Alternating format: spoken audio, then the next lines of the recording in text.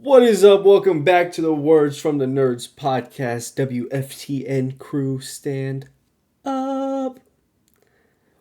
Welcome back to another You're wearing a hat episode. today. You don't get to speak. Okay. Wearing a hat today, so I'm feeling I'm feeling like Ben, man. $1,000,000. All right, the hat just kind of does something to you, Charlie. Ben, do you feel like $1,000,000? Is that what you feel like? Well, let's find out. Ben, how are you today? Minimum. I mean, we might be talking like multiple millions, you know? And Charlie I'm doing has good. to come up next week with a hat on, or else you're just gonna kill the entire bit. Do you want to kill a bit, brother? Do you see this big ass head, bro? I can't put hats on this big ass head. Don't kill a bit, brother. Don't kill a The bit. dome is too big. The dome is too big for hats. Let's be honest. Ben, I know I already asked, but I'll get some housekeeping out of the way real quick and then jump back to you. You can text us. You can text us. You can text us. We now have a way that you can directly message the pod. Any audio listening platform, just click that link that should be in your description and include your name and send us a text message, and we will read it live here on the podcast. And if you are not listening on audio and you're watching, then just comment. It's right there. It's what the whole entire app thrives off of, is those beautiful comments. And speaking of comments, we got one last week. Brandon saying, all right, I've stayed silent enough. Where is the X-Men 97 review? And that is one that we have to Brandon tackle. is asking the questions we all want to know. It is coming soon. It's coming soon. We got two shows going on right now. One that just finished and wrapped up. Another one that is wrapping up here in a couple days. We will get to everything we've missed. Patience, brother. Patience. But if you also want to reach out to us. Just for the record, these two need to get to it. I have finished. I do. Hey, these two both need to get to it. That's definitely fair. The will of D has stopped me, and Brandon, you know what I'm talking about. The will of D has stopped me from watching X-Men 97. Anyways, we will get to it. But that is just an example of what we will do if you comment or send us a text message, baby. We got time codes. Check on YouTube. It should be audio too. I think I just fixed that. That way you can jump to whatever topic that we are talking about today if you are getting bored of the one we're talking about, or if you want to skip the intro like this, then you very much can. I believe that is it. Got a jam-packed episode today. Agatha finale, Penguin episode 7. A little bit of what we've been watching, things that we won't fully discuss on the podcast, but, you know, things that we've been keeping an eye out on. And some Star Wars, but hold your excitement because we have to find out how Ben is doing truly today. I am doing good. Life is going well at this point. Don't really have much to complain about, and also not much to report, to be honest. There's nothing too crazy or exciting that's been happening recently. Feel like life's been a lot of the same, but not really a bad thing. So I'm happy to be here. Thankful that we have stuck with this for the last few months, and hopeful that means that 2025 is going to be a great year, just with all of the media that we have coming out that we're all looking forward to. I hope that means that we have just as many amazing discussions. So, you know what? I'm thankful for you guys. You know, as much as we fight, as much as we bicker behind the scenes, as much as Charlie likes to just play the victim all the time, you know, we got a good thing going. So I'm happy to be here. Genuinely. I will say, I mean, that's what, 3 months, almost 3 months strong. I think I said July, end of July. That would be it's been August, more than September, that, right? October. About 3 months. July, August, September, October. And we're a little bit into November. Correct me if I'm wrong. 3 months of pain. Whatever. This is the first guy in the group chat. Bro, can't wait to talk about this, man. So excited.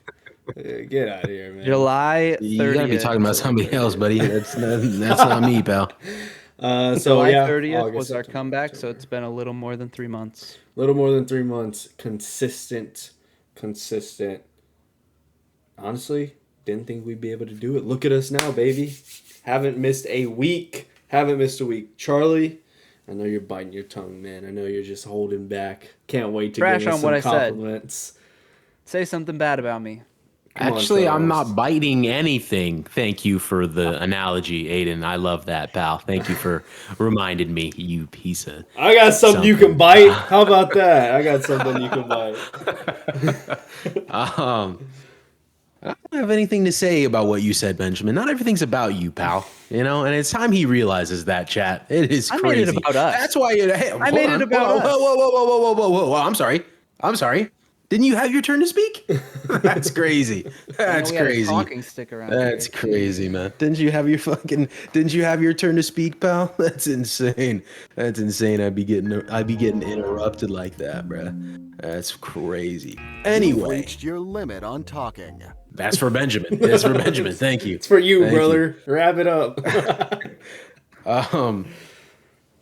No, I wasn't gonna say anything about what you said, Benjamin. You know, it's been a great time. You know, seems like I'm the one who has the most like health complications while we're doing this for some reason.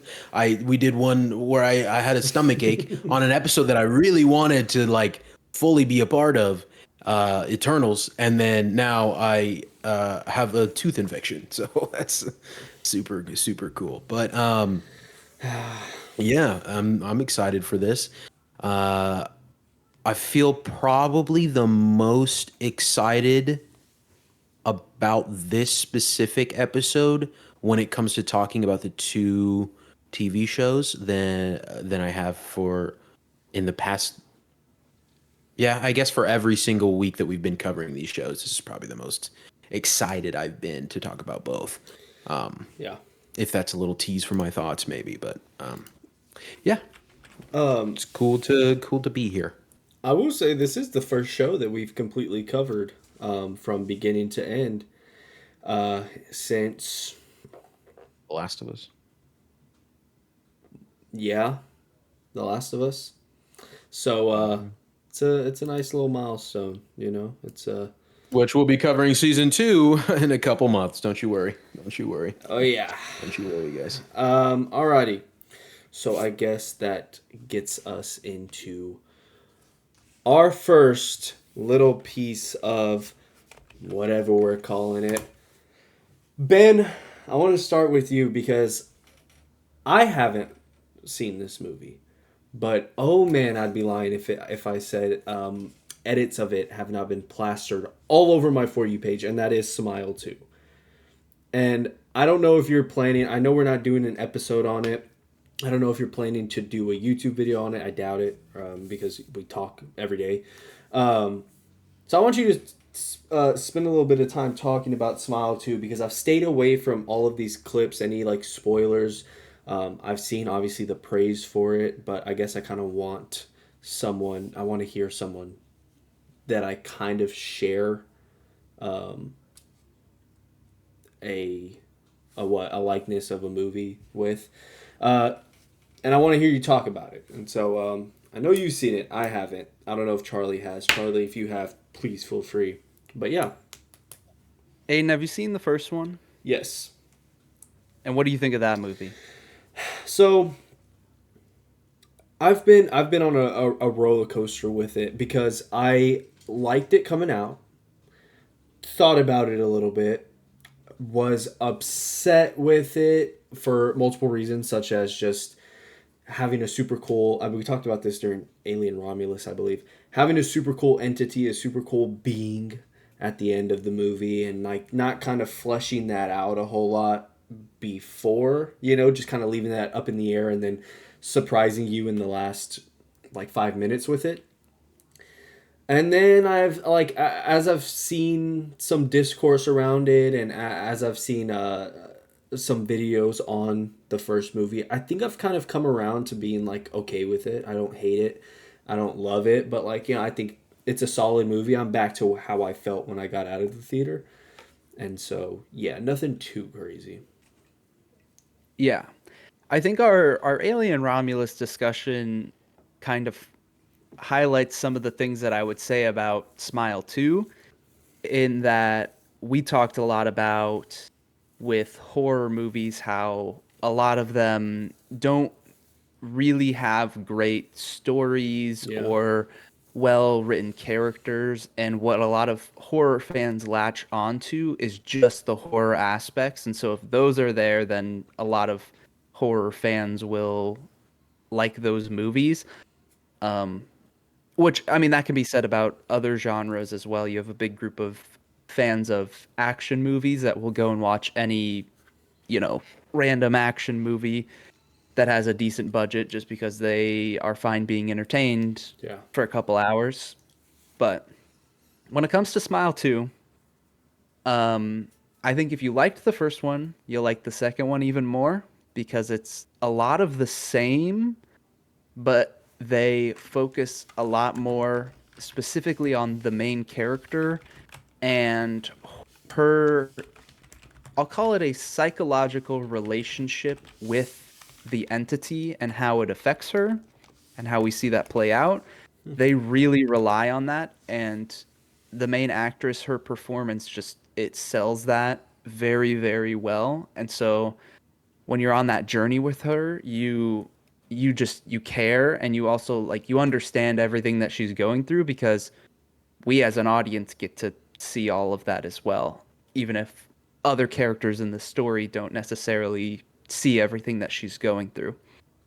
I will say the one thing that had me conflicted about the movie is when it comes to the actual concept of the entity, this kind of curse that travels through different beings, they really don't do much to further that compared to the first movie. It's like a lot of the same. Mm. And honestly, like you could you could not watch the first film and watch this one and have a perfectly fine understanding of what's happening because it is basically like a in a way it's a lot of a rehash Yeah. essentially. Um Barring the opening scene, which is like a direct continuation of the first film. So that kind of has me conflicted because from that perspective, it's like, or we just gonna keep doing the same thing over and over again. Yeah. Um, but I don't necessarily think that's like it's not really a negative because what they still do is really good. I would basically describe it as like the first film, but better. Like you Mhm. you care more about the characters and you see more of like the depth of what's happening. Um, and then the other just like random note is I'm I'm not gonna say why, but the opening sequence I loved. um, it was a really amazing way to open the movie, how they filmed it and just like the tone that it set, phenomenal. Amazing opener. Hmm. Stuck out immediately. But I liked the first film and I liked this one even more. So I think that kind of summarizes it the best. This is just the first film, but a couple aspects they put a lot more stock in, and it ends up working out really well. Nice. I definitely want to check it out, and I don't know why. Yeah, Charlie, keep that mouth shut, man. I see those facial expressions already pouring in, man. Just sit back, all right. Let I was Papa just gonna say talk. Let Benjamin's a Papa classic talk. dick rider, bro. It's classic, whatever. What did I do? It's fine. Jeez. Nothing, man. I Nothing. I don't know why I've been so gravitated towards this movie and towards wanting to watch it. Good word of mouth is probably the number one reason why. And just seeing all of the edits about it, and I'm just like, man, I'm missing out on something. And I've already seen the first one, so it's like, it's an easy in for me. It's not like it's anything new, and so yeah, I really wanted to ask that because I wanted to get a grasp on what your thoughts were on the movie because I don't think we talked about it. Yeah, and I, Yeah. I will say that like right now it's the movie to go watch if you've seen everything else that you want to that's in theaters and you're waiting for, I mean, okay, I don't know who's waiting for Red 1 next week, but It's a couple Charlie, weeks until we probably. start getting. No, he is, bruh. Before you got in the call, he was like, "Bro, guess what I'm seeing on Sunday?" This. Oh my Eh, god. I'm seeing it early though, so it's like it's a little different. But if you're not planning on watching Red One, then you don't have anything for the next couple of weeks till we start getting Gladiator, Wicked, Moana. And that's still a couple weeks out. So if you're irking to go to the theater, then Smile 2 is definitely the movie, unless you want to like rewatch Venom or something. Don't tease me with a good time. All right. Was there anything else you've been watching, Ben, that you wanted to talk about real quick while we?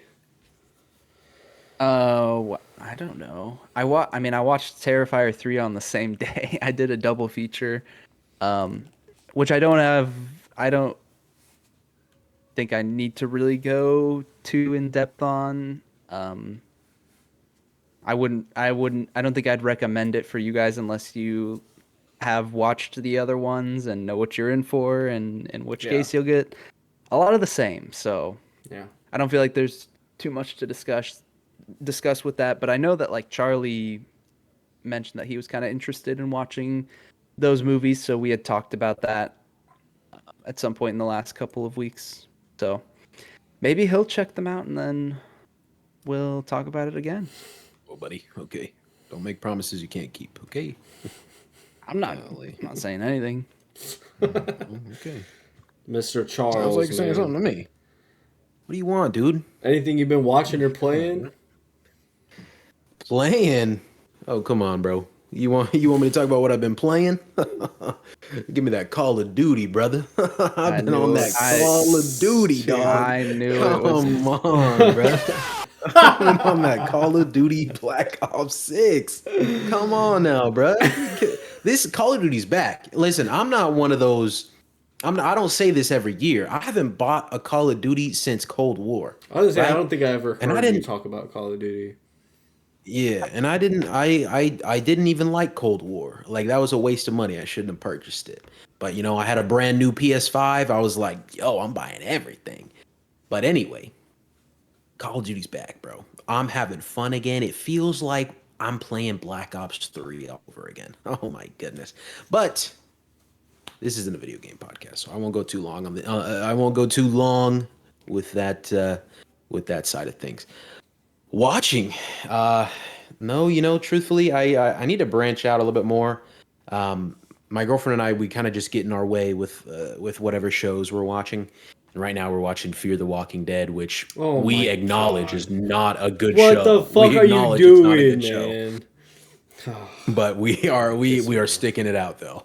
It's not a good show, but we are sticking it out. I will say I am watching week to week Abbott Elementary, and you How guys is that? need I to wanna watch that it so dude. bad. It is so funny, bro. It is so just like a little joke that was on last week's episode. There was a Halloween episode, and like I don't agree with this fully. I just want to preface that like. If a character inspires you, I think you should be able to dress up as a character. But it's so. Oh, I think I know what you're it's talking like about. Say it. Yeah, it's like a So it's a school in I believe Philadelphia, and they're on Halloween. The kids come dressed up, and then some kid walks into this. It's a predominantly black school, and there's a couple of white kids. And some kid walks into the class dressed as Black Panther, has the mask on and everything. The teacher's like, "Oh, look at this little Black Panther!" And then he lifts up his mask, and he is a white kid, and she's like, "Oh," and then he's like, "Wakanda forever," and then she's like, "Maybe just Wakanda for the day." Oh my god, bro. Dude, and like there's like a janitor character on the show. He's got to be the funniest dude on the show, bro. It's like I don't want to spoil too much if you're gonna end up watching it, but like it is a genuinely hilarious show. But you know, other than that, I haven't been watching very many movies. I'm waiting for the good stuff to come out in theaters before I head back. Probably, truthfully, Gladiator 2 will probably be the next time I head into theaters. I guess I did watch what is it? We Live in Time with Andrew Garfield and Yeah. Florence Pugh a couple weeks ago. And I know you did as well, Aiden. And that we didn't talk about it on the podcast. Just very, very small thoughts. Just like I was very excited for this movie and the build up to it, and I did enjoy it. What I didn't get nearly as sad as I thought I would. I didn't cry nearly as much as I thought I would. But it was a very touching story for sure. I'm a sucker for a good romance, and it had a very good romance within it, and very good drama. And I also the story, without spoiling it, is told in a very like non-linear fashion, and I'm not normally a fan of that, but the way they went about it this time around, I actually enjoyed it, and I think that it enhanced the story in a way for me. So yeah, I enjoyed the film. Not I didn't like it as much as I was hoping I would in the build up to the film, but still, it was good for sure. I don't think anything's topping Dune 2 this year though for me. So. Yeah, no, not at all. Probably not even Gladiator 2, even though there's a lot of good talk coming out of that movie after some people have seen it. So You know what? I don't care what happens the rest of the year as long as Wicked gets over an 85% on the tomato meter. All right, man. That's all I care about. Anyways, I guess that leaves me. I did also watch We Live in Time. Charlie, we talked about it a little bit. I think it was the podcast Ben wasn't on. After we finished recording, we talked a little bit about it because I think we both figured we weren't going to talk about it on the podcast. Yeah, and I echoed the same thoughts. Didn't cry as much as I wanted to. Thought it was beautiful. Thought it was a touching story. Acted their asses off. Very endearing. Very touching. It's a good movie. It's a very solid movie. It ain't no past lives though.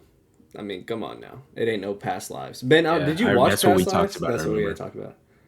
Did you watch that? I've seen Past Lives, but I did not watch We Live in Time. Did you like Past Lives? I really liked it. I wasn't as in love with it as a lot of people were. I mean, I love that movie so much. I told Charlie we were watching it at this little local theater that we'll go watch if we want to support it because it's a nonprofit. So if there's a movie there that we really want to see, we'll go there over AMC or Alamo. And we went, and it was the last scene. I'll just so that I'm not spoiling it. She's walking back to someone. Ben, I don't know if you remember. She's passing all those buildings.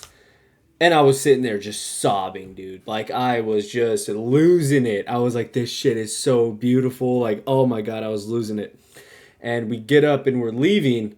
And there's these two old ladies in the front row. And I'm walking out and I was like, oh. And I sniffled a little bit. And I look over and she was like, don't worry, us too. And they're in the middle of like sobbing. And I was like, it's just such a good movie, man. It ain't no past lives. What can I say? I mean, that's a phenomenal movie. So yeah, we went and watched We Live in Time. I literally do not think I've watched anything else other than Venom and Past Lives, or We Live in Time, other than Modern Family, which we watch every night. We finished it and we're just going back to the beginning to keep watching it because it's just so phenomenal. One of the best, I guess you can call it a sitcom. What would classify it as not a sitcom? I don't know. One of the funniest shows I have ever seen in my entire life. And of course, I've been watching One Piece, man. Come on. I mean, I came across just like absolutely. And Brandon, this is for you and you only. I have to talk about it because it was the greatest piece of media. I ride One Piece a lot. I've shilled it to y'all over and over. I came across episode 1015, which is in the manga is chapter 1000. And boy, was it not the greatest piece of media that I have ever witnessed. I don't think there will ever be another movie, TV show, anything that will make me feel what that episode made me feel. No lie. And when I post my reaction to it, I'll show you. Made you yawn. Aiden's making both of us yawn. Hey, I don't care. Y'all sit back, all right? This is my. Hey, no, this is, I didn't say I yawned because of that. Hey, Ben put me into that. Okay, I didn't say that. Call me a Marvel leaker because it's my time to shine. All right. Oh, come on. my God, I bro. cooked with that one. Come That on. was I cooked low with key. It was smart. It was clever, but like, I still don't like it. I still don't like it. My goodness. Beautiful piece of fiction. I mean, you know, when you get to an episode like that, that just reminds you of the very long journey that you've been on, and it makes you just appreciate your main character that much more, and the road that he's been on, the people that he's lost, the people he's gained. It was no short of perfect. And Brandon has talked to me time and time again that people hold that in the highest possible tier, talking about it's the greatest single episode of a television show of all time. And I didn't know that. And he was hyping it up to me as I was inching closer to it. And I got there and I was like, I completely agree. Greatest freaking piece of media ever. If you haven't watched One Piece, now is your time to start. And so, yeah, I've done my shilling for the day. I think it's time to get into some Star Wars news. And let me pull it up right now so that I know what I'm talking about. Simon Kinberg Why am I even here? has signed a deal with Lucasfilm I don't know why to I'm here. What do you mean, bro? You're the Star Wars nerd. You Sorry to literally said interrupt you. anything Sorry. to ever talk about Star Wars. I'm there. Simon Kinberg has signed a deal with Lucasfilm to write and produce Star Wars episodes 10, 11, and 12. Ben, I see it on your face, man. Hit us with your thoughts. I really don't care who's writing it. We have had rumored Star Wars movies in the works for years. We were supposed to get, I think it was a James Mangold Star Wars movie that was like before the prequels, I think. We were supposed to get a Rey Skywalker movie. And then there was some other third one that they announced as well, all of those at the same time. And we haven't heard a thing about it, except I think at one point in the last couple months, I heard that the Rey Skywalker movie might just not be happening at all. Because in my mind, a Rey Skywalker movie is essentially in an episode 10. Well, What are you going to say? I was just going to say, I think this is her trilogy. That's what a lot of people have been saying, is that this is a trilogy about her. Yeah. Well, if that is the case, man, I don't get what they're doing. Like, most people can agree that the sequels already trashed on the original 6. We had a complete story. We didn't need 3 more. And then what they did with that in episode 9 was they brought back Palpatine to try and say that this was one coherent story all along. But now that literally all of that is gone, the final order is gone, Palpatine is gone. You cannot say that like this is a part of one complete saga. They are grasping at straws. I don't think they should be doing this. I think if they want to start a completely brand new trilogy of their own, go ahead. I think if they want to do one-off movies for different time periods, go ahead. I mean, it will turn out just like the sequels, but it's a sequel to the sequels. It will make less money. You will have more people pissed. It will not work out. So, I think it's dumb. Bad decision. Don't like any of it. Yeah, and I didn't even mention that he. What did he do? Did he direct Dark Phoenix? Yeah.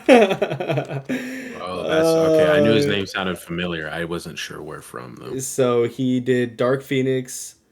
Oh my God, no way. Wait, hold on. This might be what? How? He had something to do with Van Stick as well. Oh my God, it was a Well, I don't know how important this is. I mean, forgive me. Screenplay by Jeremy Slater, Simon Kinberg, and Josh Trank. Yeah. Yeah, that's yeah. Oh Looks my like he's god. primarily a producer on a lot of X-Men movies, like the Deadpool films, even Deadpool and Wolverine, Logan, a lot of the X-Men films. Yeah, and then he directed Dark Phoenix. That's right. Mm. Yeah. But yeah, even yeah, I think you just named off Logan. A great producer, but maybe Yeah, a very good writing producer. credits. Which what is because I've seen something like producers could literally just I remember seeing someone say or hearing someone say that a producer could literally just fund like some of the movie and have their name attached to it, which is why I think they said Brad Pitt is attached to like a ton of movies because he'll just fund a lot of them. I'm not sure how important that is or if I'm even correct. I look love spreading misinformation. What can I say? Um, Yeah, but a person like this, like they're primarily a producer. Like, yeah, they're yeah. actually working on Executive the movies. producer. Yeah, I think it's executive producer because Brad Pitt. If you go to his IMDb, he's an executive producer on a lot of stuff. A lot of stuff.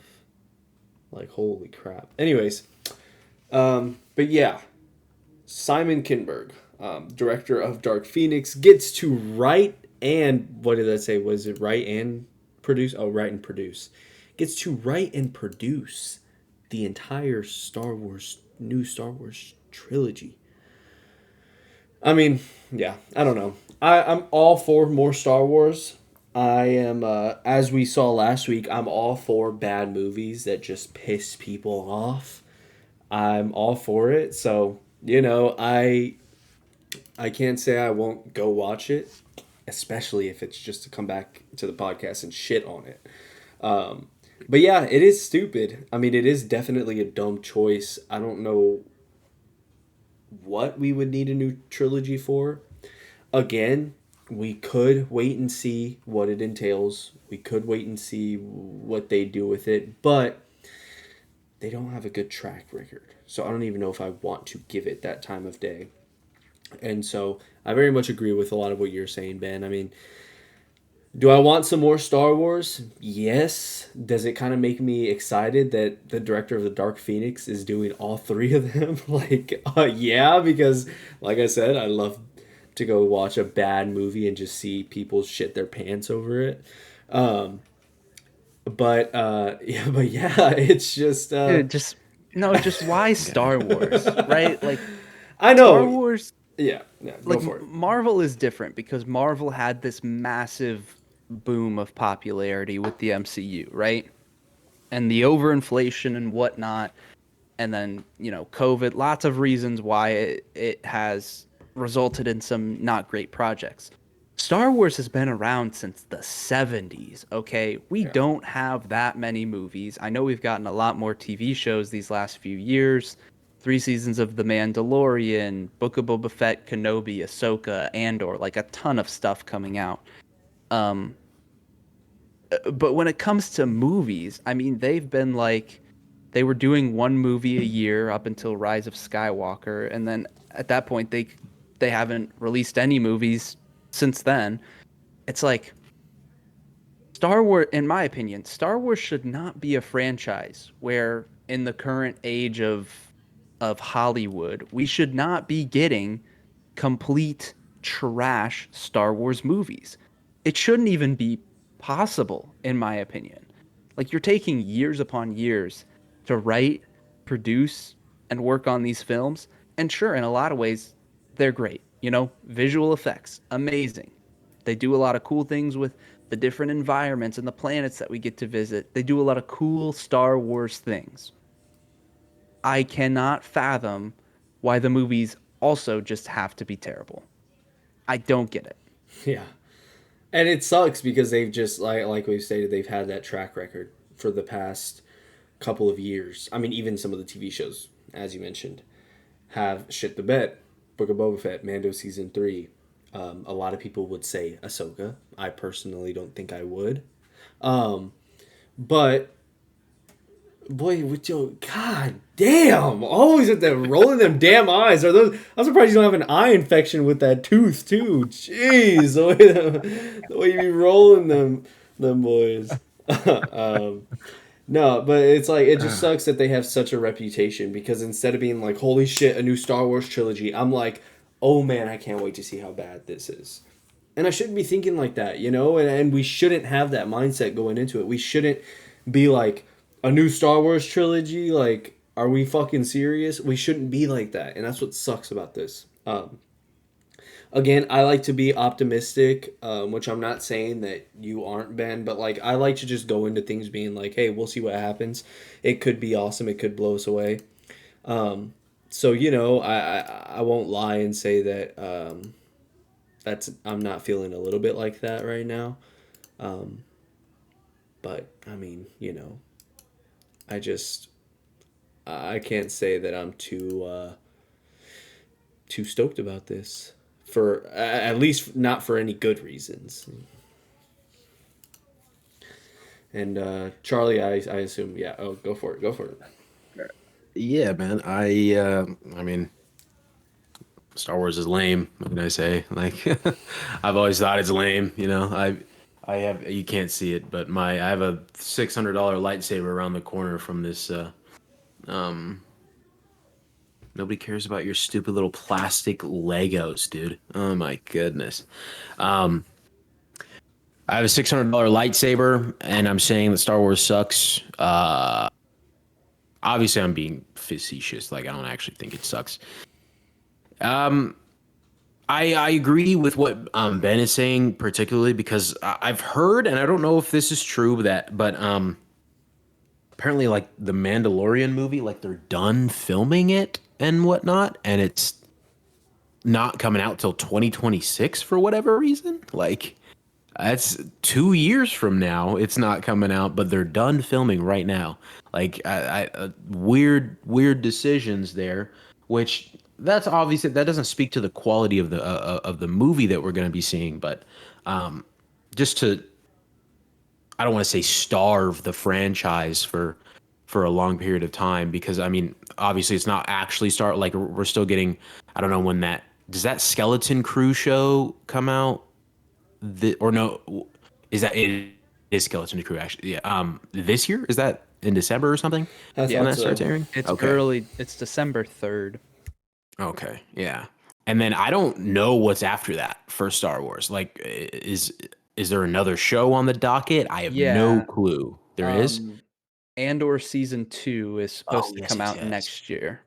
Okay, so I still haven't seen Which season one, which I heard that was I've been fantastic. I'm like halfway through. It is amazing. It is Really? amazing. Okay. Yeah, I'm catching Okay. up on it in preparation. Gotcha. Okay. So, like, maybe I've also heard the sentiment that Star Wars fans are just ungrateful. Maybe that's what you two are, truthfully. So, I don't know. Couldn't tell you the difference because I am not the de facto Star Wars guy. I'm along for the ride with Star Wars. I'm not super on the ball with everything as much as like I am Marvel. But you know, uh, I enjoy a good film when I see one. So, uh, I will say I also didn't like The Last Jedi, but not because of what everybody else didn't like it for. I just thought it was long and boring. It was long and boring, and that's why I didn't like it. Okay, and that's all I'm gonna say about that. So. I You're I just wanted to share impersonating this. our new president or something? What are you doing over there, man? Bro, I wouldn't do that, bro. I wouldn't do that. Come on. I just wanted to share this. If you guys would like to tune in, so I looked up like what is upcoming for Star Wars, and this is like Oh, I forgot everything. Ahsoka season 2 is gonna happen. Yeah. This is like everything that either has been announced or has been announced and been canceled, or we just have like no clue what is happening. And what this makes me remember is like I mentioned how we heard about James Mangold's Star Wars movie years ago, is when we heard about it, right? And we don't know anything about it. But then you consider like the Donald Glover Lando movie. That Oh was yeah. even years prior to that. Yeah. Or Ryan Johnson getting to do his own Star Wars trilogy. Or remember the rumor about Kevin Feige working on a Star Wars movie? Yep. Like half the things that get announced just like don't end up happening. And I they're continuing to announce new stuff when it's yeah. like we don't actually get anything at all. Yeah. I even remember hearing Taika's movie was that his movie was delayed indefinitely or something. It says in development Yeah. on that website, which makes me contemplate if I actually heard correctly or not. But even that one, for even one that says in I'm development on there, could also be not coming out. no, I'm pretty sure you're correct. Yeah, it's But yeah, I mean it just goes to show the point that like there's no clear direction. It doesn't seem like they really care about the fans. They're saying we're getting these projects that actually sound like hopeful. Like if James Mangold made a Star Wars movie, I would be excited because I like some of James Mangold's stuff. Ford v Ferrari, Logan, great movies. Indiana Jones, not so much, but like I would be excited for that movie. And instead, oh, a new trilogy that's potentially episodes 10, 11, and 12. No, thank you. yeah, yeah. I mean, like I said, we will see where the wind takes us when it comes to Star Wars. But enough about Star Wars. Let's get into something that I'm sure we're all excited for. And that is our first fully completed show since we have started the pod back up. Our first one since The Last of Us 2 years ago.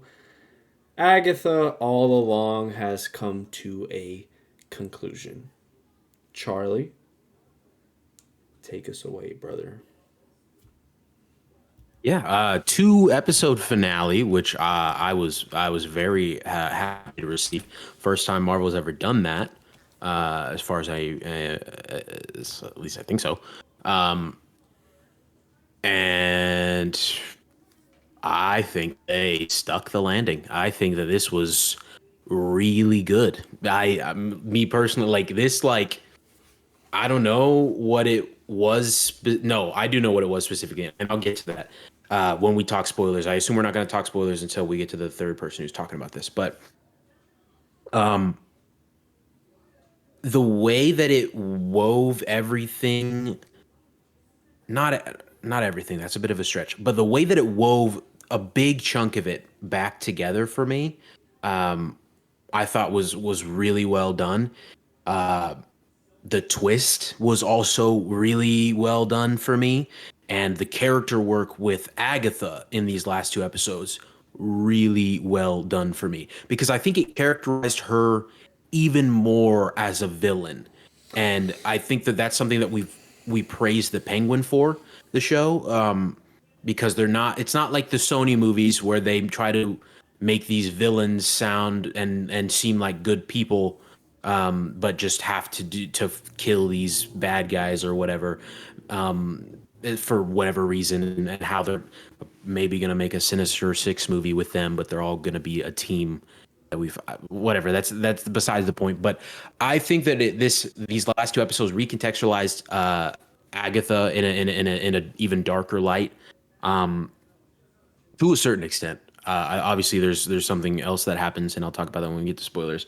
But I mean, everything that happened with, yeah, I can say his name, Wiccan, I thought was really good as well. Uh, I will say I think Aubrey Plaza's character in the end was a little underserved. I don't think that it was a for her to have such a large placement throughout the rest of the show. It seemed kind of short-lived for the final two episodes potentially. I think for the actual final episode and detailing more about her character throughout. That's not a. I'm trying to dance around here, but learning more about her character, I did enjoy for the little bit that I think we got. Overall, I think as a show, it's still not like it's not going to surpass something that I personally enjoyed, like Falcon and Winter Soldier. It doesn't surpass that for me personally, and I know that that's not looked upon as a great show. I do think that it does certain things better. What was that? What was that, pal? I'm pulling a you over here. I do think it does something better than that show, for sure.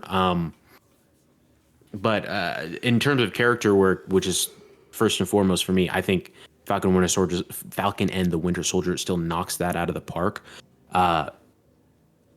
Whereas this one, it had a couple of sprinkles here and there, which are episodes that I highly praise, being the Billy one and the one with Lilia, episode 7. And then now these last two episodes, which I'll get into why I enjoy that. Overall, if I had to give the show a rating, I don't know, maybe a good 6.5 out of 10, maybe. It was a good show. I in the end, I ended up enjoying it. Then more so than I think something like even Miss Marvel. I would say I think I liked it more than Miss Marvel's show, because at the very least, what I can praise this show for is that they stuck with their personality, their identity, way more than Miss Marvel did. They abandoned that by episode 3, and that still annoys me to this day. I enjoy that show for introducing Kamala Khan and everything like that, but this show at least seems like it built its own identity and legacy. Not legacy. That's not the right word, but built its own identity and stayed true to that throughout each and every episode, whether it was good or bad. And I've said going into the show that I wasn't going to. I don't think it was going to be for me, and it's still not. It's still like witches and everything like that. It's still not my thing, but as I still can respect it amazingly for sticking with that sort of that thing. But yeah, I ended up enjoying the show. Not my favorite Disney Plus show by a mile, for sure. But I don't even think it was better than. Oh, I'm gonna hold off on saying that. Actually, I'm gonna think about that one while you guys talk. But yeah, I enjoyed it.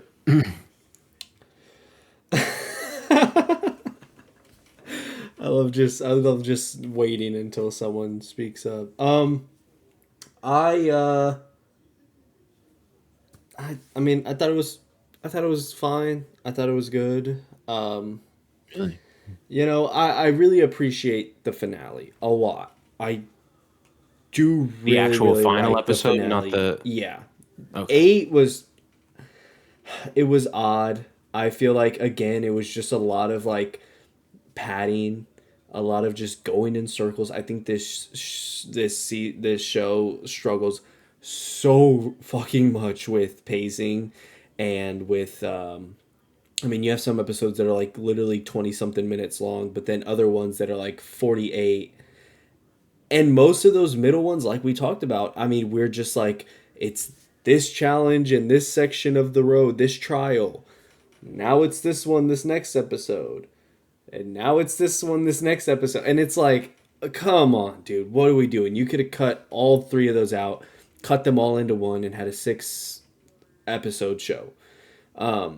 And there's a lot of that just like, and I didn't take notes on this, so a lot of this, I mean, I'm just like pulling, I'm just like grasping for straws. But the finale, I'll talk about that first, since I did take a lot more away from the finale than episode 8. I did like a lot, and I did enjoy showing Agatha's backstory, everything with her son, and that little montage I thought was awesome. And again, I'm a sucker for that freaking song. I think it's phenomenal. So I loved seeing it come back. I loved everything they did with that montage, and I love how they included that into what we see in episode 1, where she's like, I'm gonna do this ritual. Oh shit, this wasn't supposed to happen. I love that a lot. And then tying her character back to Billy, and their relationship, I don't. It's odd for me because these are, and which maybe I'm just not really used to this, especially in Marvel. It's like, okay, these are two characters that kind of suck, that don't really have, not in a bad. I think they're phenomenal characters. They morally suck. um, Especially everything Agatha does, which I understand, is just her dealing with her loss and her grief.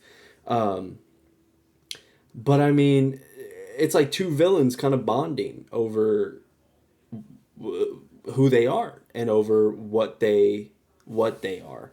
And I guess I'm not used to that. So in a way, there was some times where I was like, y'all kind of suck. Like, like y'all are not good people. Maybe not so much Billy, but for sure Agatha. And I think where they left it off was great. So I really do love the finale. I do hold the finale dearly. I think it might be my favorite. Oh, that's tough because I did really love Billy's backstory episode. I think I'll say it is my favorite episode Of the season? of Of the the show? season. Yeah, which is great. I love that the finale is my favorite, and I love that that's the one that I could praise the most. I'll get into a lot. I'll get into more of why I am being more critical of the show overall, but I'll save that for spoilers. So, episode 8 was all right. Episode 9 thought was phenomenal. I thought landed the show very well. A show that I necessarily don't love. Again, I'm still around a 6 out of 10, so I'm right there with you, Charlie. And I am glad that we, I guess, are in the minority because goddamn the praise this show is getting. Fucking That's insane. insane. And They I'm act, fine. dude, they act like it's the best thing. They act like it's X-Men 97, bro. And They that's act like it's fine. X-Men 97. That's Which, yeah, completely don't, fine. again, yeah, you're right. You're right. Like, I don't want to yuck people's yum. But it's just like, yeah. it doesn't make sense to me. I would much rather be sitting here talking about how crazy it is that a majority has loved a Marvel show than talk about how crazy it is that a majority is slamming and slandering a Marvel show. That's totally fine. I'm not always in the minority when it comes to Marvel TV shows. I will happily be in the minority on this one. So, didn't hate it, didn't love it, but you know what? For Agatha freaking All Along, a show centered around Agatha, I'm blown away. I can say that much. So, I'm happy. All right, now get ready for it to be torn into, bro. Get ready for it to be All torn right. Oh, he's apart. adjusting his seat. Uh-oh. This could be Okay. good or He's bad. he's about to go red, bro. He's losing his breath, ranting about this. I can hear it already. Before I get into my actual thoughts, I want to say my theory for why the show is what feels like so universally loved on specifically X, but just the internet in general. What's X? I'm sorry. What is that? I don't. What is that? Twitter. Oh, okay. Oh, shit. Yeah. I don't My know if bad. you know that, but like somebody bought Shit. it and like changed the name. He kind of owns the company or So whatever. he did something stupid? Is that what you're saying? I mean, Shit. he's pretty rich. Like he had enough to buy like Hey, Twitter. rich people do stupid things all the time. That's true.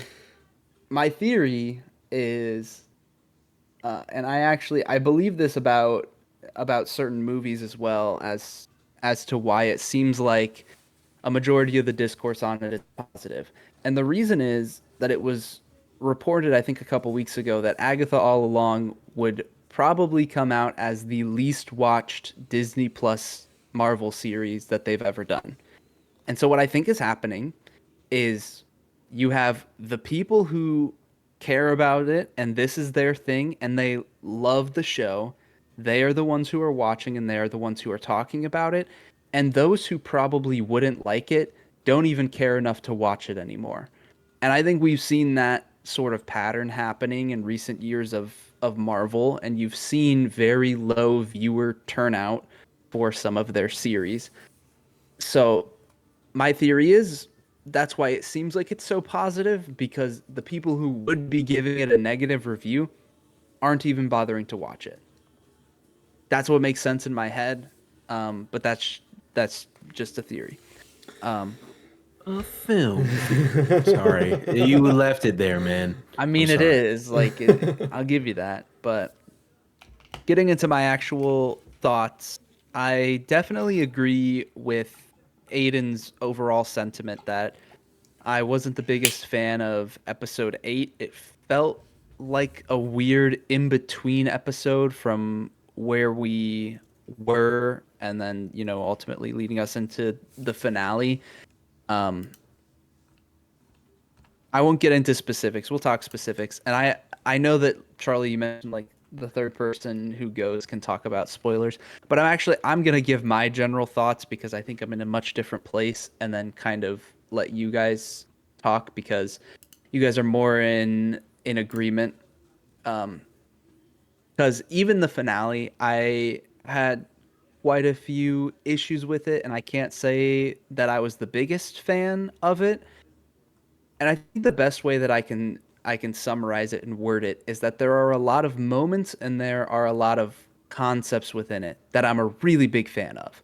The stuff you guys mentioned, Agatha's backstory, the twist, those are things that I really like. But the thing that needed to happen for me to like the series overall and for them to stick the landing is for them to then take that, incorporate it into our story, and actually finish our story. And I felt very unsatisfied with where things left off because it felt like this is just the beginning, and it's a launch point into the next thing that it felt like we should have been doing by the end of this show. And so I like the things that they did, but it didn't land in my opinion.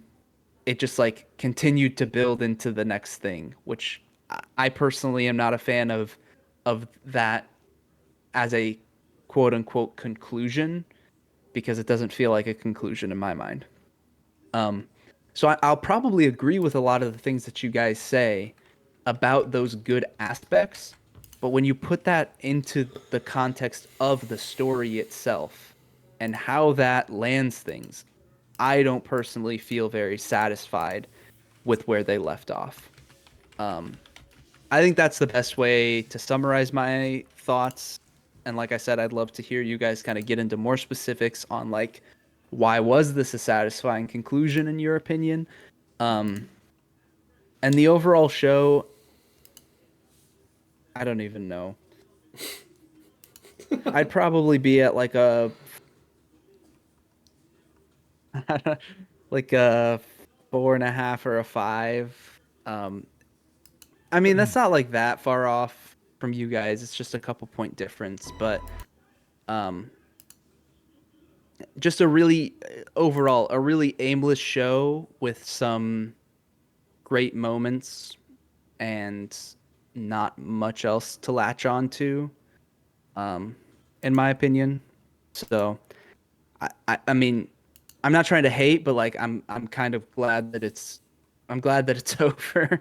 Um, and like if we were to specifically get like an Agatha All Along season 2 continuing this storyline, I would not be looking forward to 9 more episodes of continuing this storyline. Personally, I wouldn't really be not something I would be interested in.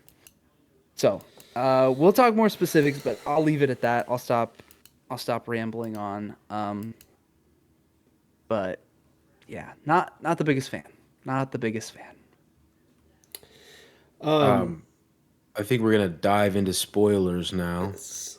Why are you looking at me like I was about to come at you, bro? Not everything's about you, 'Cause bro. you Why do I scared have to tell me. you and Benji that everything is not about you guys? That's Hey, crazy. hey, thumbnail maker. Let's speed it up, all right? We're gonna dive into spoilers now. So if you still haven't seen the episode, thank you for watching this far, and maybe we'll see you come back later. Time code to Penguin, if you want to hear about that. Interesting to hear both of you say what you say about episode 8.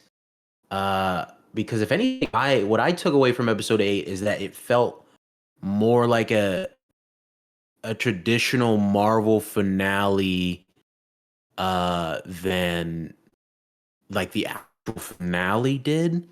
And I didn't get the going in circles kind of aspect still. Like it very much felt like things were ending still in this episode. Like we saw Alice officially dying, and going to the afterlife, with Aubrey Plaza's character. We saw I forget the witch who was bound. I forget what her name is. But we saw her become unbound. I do think that was a little bit rushed, though. I will say, just because like we had no idea who bound her the entire show, and then we find out who bound her in 2 seconds, and then also 2 seconds after that, she's doing a thing to unbind herself, and she's unbound. Like it seems like that was not a very good payoff for the amount of buildup, literally the entire season. Um, Granted, she wasn't like a hyper focused part of the season, but she became unbound. And granted, we only found out Billy's intention with the road 2 or 3 episodes prior to this one. But Billy then gets his conclusion with not necessarily finding Tommy, but like making Tommy in a sense, which I also want to say that I think that was a really, really good scene. It was just the way it was edited, and the I was kind of on the edge of my seat, I guess. I don't know. It was very I found it very entertaining. And just when Billy asks like, Agatha, am I killing a kid so my brother can live?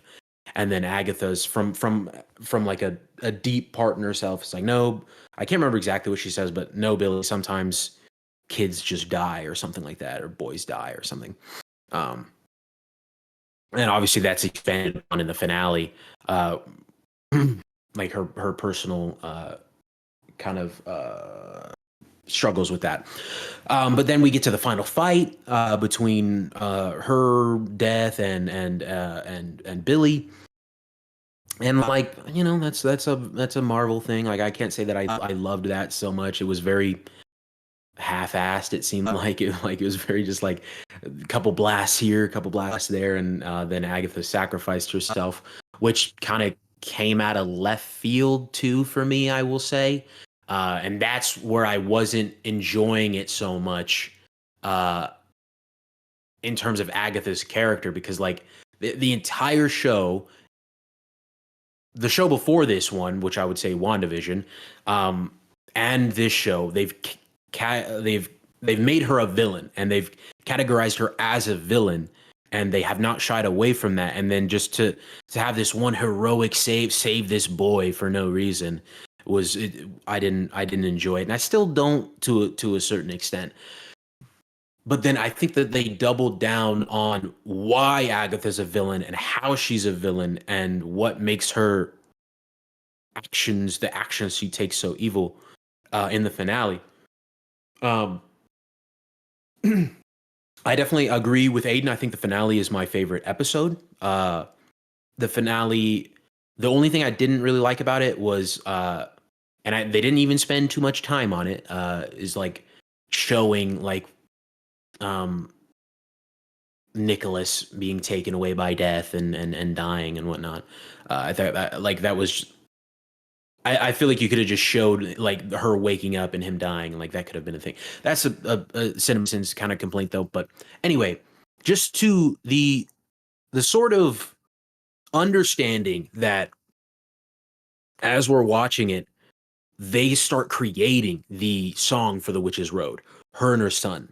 And at first I was like, what's happening right now? Like, how are they like, is this a well-known song and they're just singing it? But then they make it clear that they're making it up as they go. And we're watching Agatha tried to take care of her kid to a certain extent by having him lure a bunch of witches every day and kill them and steal their stuff, I assume. And he hates doing that. He doesn't like doing it. He asks her to stop, and one time even prevents it from happening for a day and says, "Don't worry, we'll go back to doing it tomorrow, Mom." And that's the night that he dies. And then what does she do? Not minutes after burying him, a woman comes across her and she uses the song that her and her son made. The same son that doesn't like killing witches, never did, uses that song to lure a bunch of witches and kill them repeatedly over and over and over again. That is fucking evil. That is evil to the nth degree for to your child in every sort of the word, and it adds context to the conversation that her and Death had. I believe it was in episode 8, towards the beginning, when Aubrey Plaza's character asked her, why do you let them believe those things about Nikki?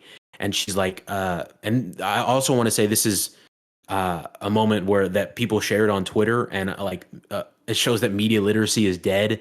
And maybe this is also an understanding of why people love this show so much, because they just don't understand what they're seeing. Somebody tweeted this scene, and to which Agatha responds saying, because the truth is too awful. And this person on Twitter said, can someone tell me how Nicholas dying when he's 6 years old being a more awful truth than people believing that Agatha sacrificed him for the Darkhold, et cetera, et cetera. It's like that. There's so much missed nuance with that question. Like, the truth is more awful because of what she did with the song, not respecting her son's wishes, essentially making her son an accessory to murder every single day. Like, she knows it's bad and she still does it. She keeps doing it. Even now, she tried to do it again at the beginning of this show with these witches. And so I think that it adds a lot of nuance to Agatha throughout the show. And I think that, and I don't want to jump the shark too far here, because I obviously I haven't actually done this yet, but I'm interested in rewatching the show with all the information I have now and seeing if that enhances it all. Not to say that enhances my score of the show, because I don't think that that's good. I think if I need to, after the show is done, rewatch it again to then appreciate it more, I don't think that that's great storytelling overall. I think that's a cool, nifty thing, but I'm grading it on my first experience watching it. And thinking back to the things that changed because of the revelations within these final 2 episodes, I do think are great things. Like, we talked about the twist, and we all seem to like the twist of Billy creating the road. I thought I came to that realization 2 seconds before they said it, and I was like, dude, I'm a genius. This is crazy. This is a wild twist. I cannot believe this is insane. And I still think it's a really cool idea, and I'm glad that that's the direction that it went in. But also, when I know that and rewatching it, I don't plan to change my score for the initial watch of the show because of it. Because just looking back, like, also this is going to lead into me touching on what Aiden was talking about with Billy being a villain. I think you're out of your fucking mind, buddy. Like, I don't know what you're talking about. Because he accidentally created this world where people died. You know, like, I don't think he's inherently a villain for that. Because it's not anything like his mother did, who purposefully enslaved a neighborhood and then went and killed a bunch of sorcerers. But hey, lay off her. All right, lay off her. Hey, she's dead, buddy. Move on. It's, you know, as a whole, I found to jump ahead to what you were talking about, Ben, with the conclusion, and I'll conclude my yap sesh as well. I can see where you're coming from, but I guess at the same time, I guess I'm sort of in the camp, like, I feel like there's a lot of MCU stuff that ends like that, and so I don't. That's not an excuse to say that this is that it's okay. But I also feel like a lot of the endings came, like I mentioned, with episode 8. A lot of the conclusionary stuff was in episode 8. And I do think that episode 9 served as more of like an epilogue in a sense. An epilogue that also featured a sort of prologue type thing with the flashback to Agatha's life with Nicholas. But it does seem like it was continuing the story more so than concluding it further. And if I were to think of it like as episode 8 as the finale, it's another one like I mentioned before, it's another one of those weaker Marvel finales, which just they tried to throw a bunch of CGI fight fest in there and have some low hanging fruit emotion stuff. But overall, I think I'm okay personally with the conclusions that we received in that episode, and also with the I don't want to say hope, but the idea of a continuation. I don't think I'm kind of with you. I don't want a season 2 of Agatha.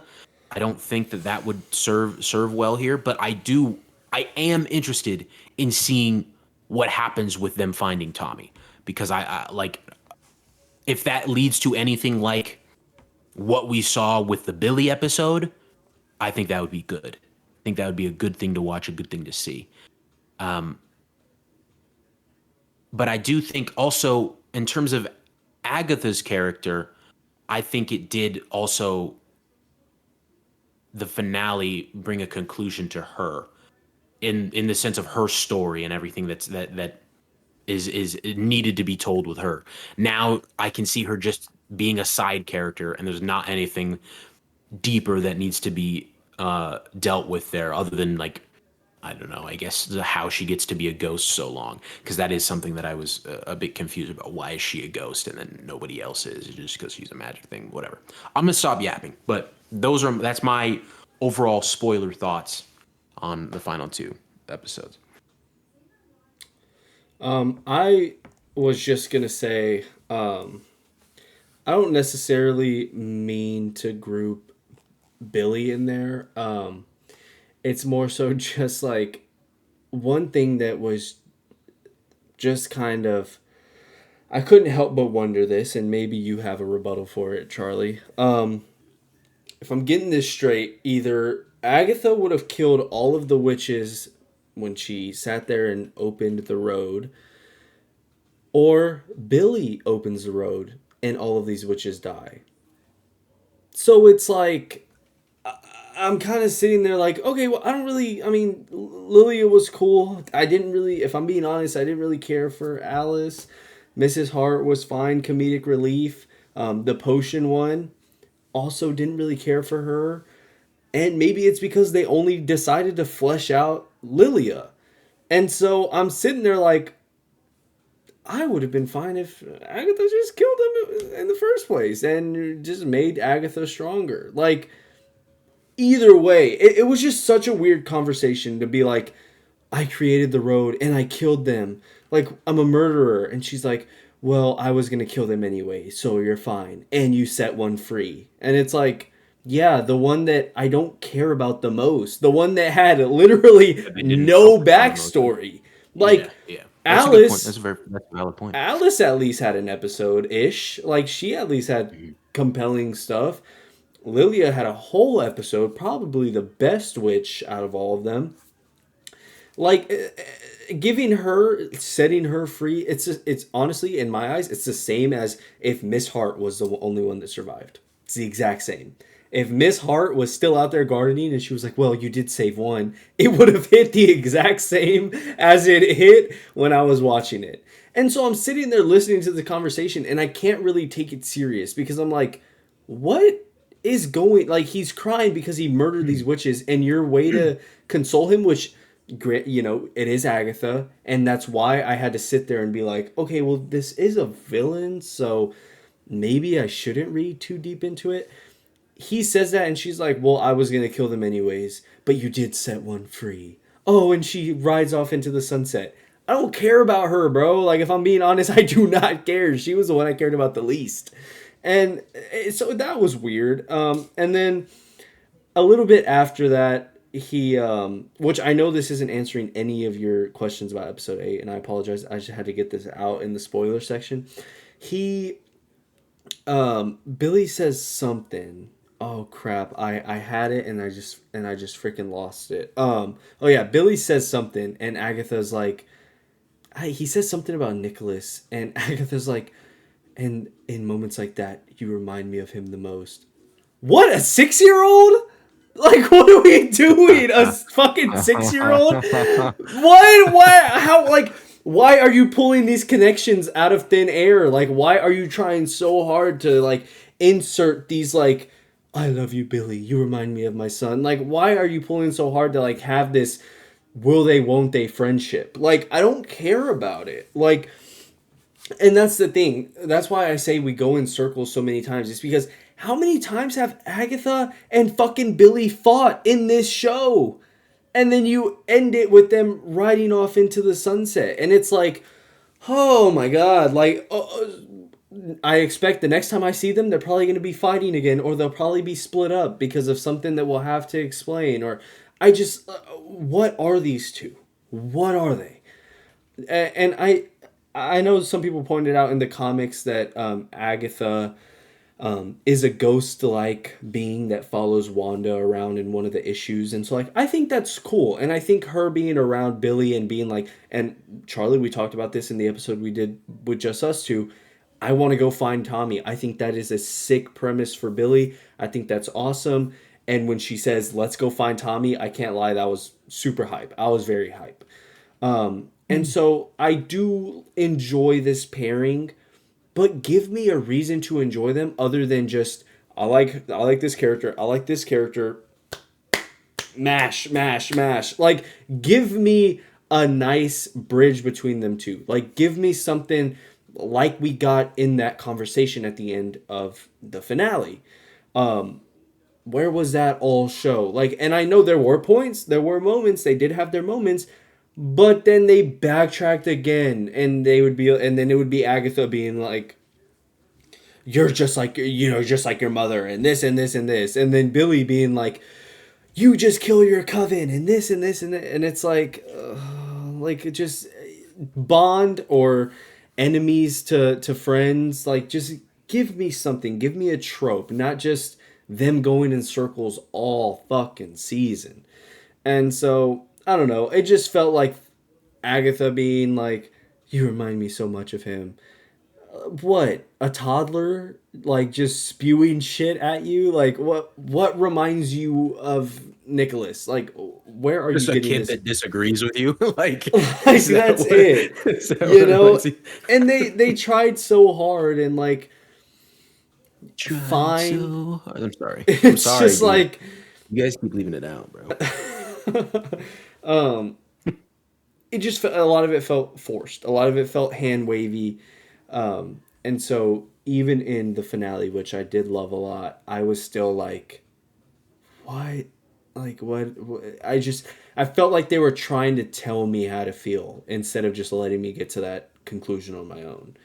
And I didn't really like that a whole lot. And so I guess that's where some of my distaste for episode 8 comes from, is that it's a lot more of just him and Agatha arguing, the potion witch disappears, and then he gives his powers to Agatha to help defeat death, and then he's back on his own, and then we're arguing again at the beginning of episode 9, and so it's just like, and then you insert random fusion blasts here and there that last for 5 minutes. It's just like, it was just odd. It's just an odd episode. It's an odd show because there's moments where I'm like, man, this was great. And then there's moments where I'm like, what the fuck were we doing in this episode? What were we thinking with this conversation? Oh, but Billy's premise is really cool. And that conversation with Agatha is sick. And the finale was great. But what the fuck is up with these witches that were gonna die either way? So why should I care about them anyways? Like, it's a weird show. It's very weird, and it really hurts my opinion because I'm always like, I always tell people it's good, it's better than I thought, and then I'm like, but I feel like I'm lying to them, but then I feel like I don't. I don't know. It's a weird show, and so a lot of that my distaste from episode 8 comes with how sloppy and how forced some of what episode 9 was, because then I'm like, oh, if they're trying to make me feel this way, why didn't you had a whole episode to do that? You had a whole episode before. Do we remember how amazing episode was it 7? No, it was 6 of WandaVision was. No, it was 7 because then it was 8 and 9. I think episode 7 of WandaVision, where she goes through her life. Do we not remember how it was 8? Okay, it was 8. Mm-hmm. Do we not remember how amazing that was? Like, we couldn't have had something like that here for Billy and Agatha to make their relationship in episode 9 make more sense. I don't know. I just think back to things like that. Something that Aiden mentioned at the start there was Agatha had the full intention of killing all of these witches, and then when the Witches' Road actually opened, she didn't, and they all ended up dying anyways. And a question that I have, now that we have like the full context of the show, is what was the point of the road? Why did that have any sort of significance into the story? Because we actually find out that what we thought we knew about the road was a lie. There wasn't what you truly wanted at the end of the road. So that part, just throw it out. It doesn't matter. So then you go, okay, well, was the road supposed to be a mechanism by which Agatha and Billy's character go on their respective character arcs to then get us to the conclusion of the story? Well, if that's true, then it's exactly what Aiden also just mentioned, which is that that aspect was not handled well throughout the show. And so, like, any possibility that you go down for the actual purpose and benefits of the road being a primary part of episodes 2 through 8 of this show, I don't see a thread where it actually does anything beneficial to the story. Um everything significant that happens outside of the context of the road, of the characters who went on the road. Like episode 9, you don't need basically anything in the road to get to that same point where you have Agatha making the choices that she did, and Billy with his realization, and then them going off on this journey to find Tommy, not through the road because that was just a big lie. Um, so like that question just sticks out so much to me. What was the benefit of this story focusing so heavily on the road when part of these outcomes would have happened anyway? These witches would have just died, and these other potential avenues, like Billy's character, Agatha's character, their relationship with one another, finding Tommy, those things just either didn't pan out or I don't think were handled very well. And so in some regards, like some of these reveals for what we've actually been seeing and as we've gotten more context actually makes me like more annoyed looking back. And like there is an aspect where I agree with you, Charlie, that some of those things that we learned, like the fact Billy opened the road, the having the context of that when you watch those original scenes again, knowing fully what's happening, yeah, you can like appreciate it a little more. But when it's like I said before, a lot of cool concepts, interesting concepts, and great moments, but when you step back and look at how it fits into the story, I really I don't think it worked. So those moments can't save the whole picture because it's just not put together very well. Yeah. I agree. I think especially with what you just mentioned about the road, and then and also what Aiden mentioned, and how these witches were going to die and they just end up dead anyway. I The only rebuttal I would have, I guess, would I would say is that the focus then would be to look at these witches and their character, and focus on their character growth, etc., throughout the show. But I also think you're right that it wasn't handled well, and I think that's why I don't give it a high rating, because all of the witches' characters were not, like, even setting aside that the road was real, that the road wasn't real. It was never a real thing. The road was real for them, and they were experiencing it, right? And all the witches that died, they don't know that it was fake, etc. Her, like, Alice's mom thought the road was real, and that played into her character and everything. But that it was so shallow, with the exception of Lilia, I would say. It was so shallow, especially with the witch that was bound. Hers was the most shallow of all. Even though technically the road worked for her, and she also doesn't know that the road wasn't real.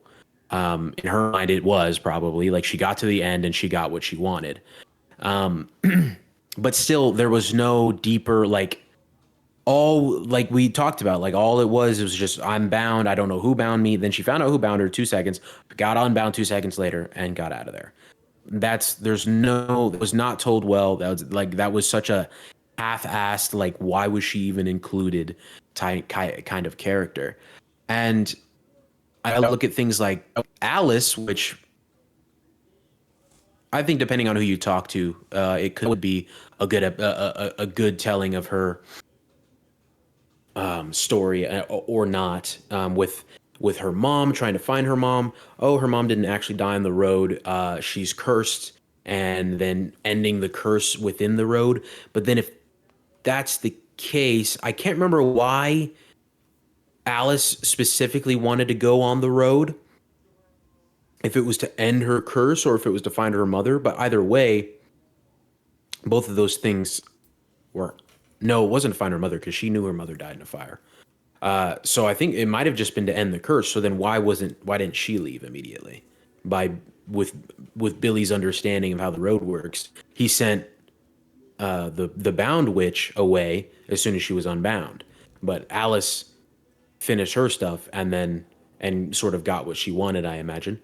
But she still had to remain there. So I agree. I agree, with the exception of Lily. I think that everything that was done with her character in her episode was very thought out and very thorough, and handled really well, written well. And yeah, I think in the conversation that you guys just had, it might have even cheapened it for me a little bit. So maybe just a 6 instead of a 6.5. Well, it's a great conversation. Good show. You heard all of our thoughts here first. Go check it out if you haven't already. That is Agatha All Along. And getting into our next show, Penguin episode 7. You got to slow down every word that you're saying so that the stakes feel higher. We got our penultimate episode for the Penguin. Let's see who went first last time. Charlie, Ben, why don't you go first? Sure. I feel like general thoughts will feel very redundant at this point in the show. Um, I feel like a lot of the praises that we've been giving this series hold true. They've had incredible consistency with these episodes and with how well written they are and where they're taking the story, and this is just another entry into that.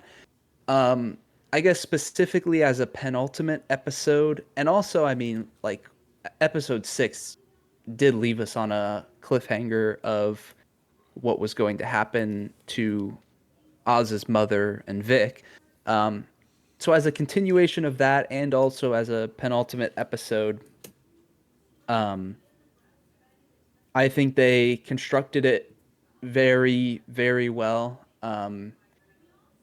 It feels like a lot of the tension that has been built between different relationships of the different players that are involved and different family members and whatnot, and those dynamics. A lot of that is coming to a head. Some doors were closed in this episode, and some things were just like furthered, which is nice because it feels like as we're getting closer to the end, we're kind of funneling to like the few things that we really, really care about. Um, and some of those other storylines are starting to drop off and become less important. And so how they've handled that, where it really feels like they're focusing in for the finale this week, I think they've handled it incredibly. And I know this was potentially something we were going to talk about with news for this week, with more DC spin-off Charlie. shows, that we might be getting one for Barry Keoghan's Joker getting a show like this. And also, there was some random rumor about him potentially being the main villain of the Batman Part Batman 3. 3. Yeah. Um, which I would much rather prefer that he just get a show like this that's very disconnected and then not be a villain, because I think we've talked about it before that Joker stuff is something we're kind of moving past. I will say, although that is true, I would take a Joker show like The Penguin Yeah, yeah, on its own, kind of just do its own thing. yeah. I would definitely take that if they're gonna cook out something like The Penguin. So yeah, I mean, like I said, it feels like we're just repeating a lot of, or at least for me, we're just repeating a lot of the same stuff, um, because they are just continuing to consistently and exceptionally write this show, know how to handle the characters, the dynamics. I know that I talked about episode 6 being like a slight lull for me, or at least like lowering the momentum. I mean, this just kicked it right back up, and we have ramped back up and are set up for a finale. And I'm very much looking forward to seeing how this all ends. I mean, if I say anything more, I'm just going to be praising the show more. Like I don't have anything else to say when it comes to general thoughts. It's incredible. Yeah, it's a phenomenal episode. I think they just continue to freaking kill it, and they killed it with this one. I thought it was awesome. Raised the stakes. This was everything I wanted out of the penultimate episode for this show, which I was kind of worried. I was like, man, I really hope they don't fumble. I hope we can get out of this episode very much changed in terms of all characters and with a stage that is set to blow the roof off of this this show. And that's exactly what happened. Ben, like you said, storylines are cut out. Characters are being focused on a little bit more, and we are freaking here. And next week is gonna cook like all hell. Phenomenal episode. I can't wait to get into it and get into spoilers. I'm going to cut Charlie off here real quick I because haven't even started talking, so yeah. that's weird. Something, Charlie, that I want you to specifically touch on, since you're the third to go, so you can dive into spoilers, is this episode obviously not as heavily as episode 4, but this episode did have a decent chunk dedicated to a flashback where we learn more about where our characters were, and then we jump back into the story. So I want you to talk about that, because last time that didn't work because the flashback didn't add anything new or do anything special for you. So I want to know specifically, and you can talk about that whenever in your thoughts, but how this episode handled that differently, if it was better. I want to hear about that. Sure. I thought obviously this was a good episode. I don't think that they've had any really bad episodes for me. I even the one that I didn't like, the Sophia one, I don't think was bad. I just didn't enjoy it as much as everybody else did. But I just find it funny that I like 2 weeks ago was like when Penguin got down into his what did he do? What's so funny? I can't believe you got away with that, Aiden. You said, it wasn't bad. I didn't think it was that bad. And I went like, that's the camera while you looked away. You like barely missed it. I think it's funny that like 2 weeks ago when Oz like established his underground place, I was like, oh dude, this is kind of cool. It's like setting up like maybe where he's gonna like operate out of for the Batman Part 2, and then it's just that thing's gone now, Bal. I bet Bruce is all battered up in bed, bro. He's like, oh fuck, all this shit happened in my city. But no, yeah, this this episode, I think, obviously, like Aiden mentioned, it ramped up the stakes a lot. But it started with a very slow open with learning more about what happened to Oz's brothers. What worked for me a little bit more, only a little bit more, with this one is Oz's whole everything that happened with his brothers is shrouded in mystery. And I think what added to it is that I don't even know, maybe I could have missed context clues throughout the show. But the fact that it came at Oz's hands, I think is a little bit, it adds some depth to his character. I think there's some guilt there because I don't think that that was intentional on his part. I don't think that he intentionally planned to leave his brothers in there to die. He thought he was just, I don't know, leaving them in there for so they could feel bad for making him try to climb down a ladder, which was stupid, very, very dumb. It doesn't make sense. But, it's a kid being a kid. So I think it adds to Oz's character a bit because I think, like I said, there's a bit of guilt there. And I think that also sort of helped him lean into the life that he's in now, thinking that I don't. Obviously, there's going to be more flashback stuff. It looks like from the teaser for the finale next week. There was a scene of Oz and his mom sitting down in some restaurant or something and talking to each other. So we might get a little bit more of Oz and seeing how maybe that affects him. What happened to his brothers?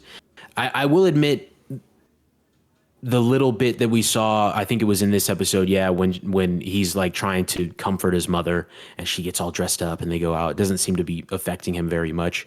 I think that he loved the attention of his mother, and I do think that this also adds like how far he's willing to go to like. No, I'm not gonna say that. I'm actually not gonna say it like that because I didn't even interpret it that way. I was going to say that is showing how far he's willing to go to like be his mother's favorite. But again, I don't think he planned to kill his brothers. I don't think that was an intentional thing. I just think that in comparison to the Sophia episode, as I mentioned, I don't think that the Sophia episode, apart from seeing exactly how bad Arkham was, I don't think that the flashbacks added anything that I didn't understand. Like, I knew that Arkham was bad, and you just showed me how bad it really was. Versus, like, I knew, sure, that Oz's brothers were dead. I don't know how they died. I didn't know that he did it, and I'm wondering why. And I'm wondering how this affects Oz and like his future in the crime world, et cetera, et cetera. And it seems like also when you tie that into like the little moments of like Vic trying to, I don't know, tell his mom that Jack is like just down at the store and he's getting him back, and he gets on Vic for that. And he's like, "What the hell are you doing? Like, don't do that to her. You're confusing her." And there could be like a little bit more in there of like, oh, maybe there's that. Like he doesn't want him to confuse her more, sure, but like also he just doesn't like talking about his brothers because of what he did. Um, I think that it adds levels of nuance to it, that is up for you to decide, which I don't always love that. I don't love when it's up to you to decide what's happening with these characters. I do like it when it's more spelled out, admittedly, but I can appreciate little bits of imagination within it. But as for the rest of the episode, little anticlimactic, I guess I would say, for Salvatore, maybe. Seemed a little bit abrupt. I know I get it, like he's old and he's still trying to do this crime stuff, like he's 25 or whatever. And so he just toppled over and died. I think it gave way for a really good scene of Oz and like his fragile ego as well, though, when he's standing over him like, what are you doing, bro? Get back up. Like I want to beat your ass. I beat you. And then like shoots him like 6 times. Like, holy shit, man. Like that's like I think that's a great showcase of just how weak Oz really is, when you get down to brass tacks about it. But nonetheless, a little bit weak with Sal. It seems like, I don't know. I don't know why we kept him around for so long for that to be the outcome, especially because like in the end, Oz just takes the place back over, and then Sophia just sends a bomb down there anyway. I guess maybe needed Salvatore to have Oz lead him to where his base of operations is, but maybe I'm also being nitpicky about it. I don't know. But yeah, I thought everything with Sophia and Oz's mom was really well done as well.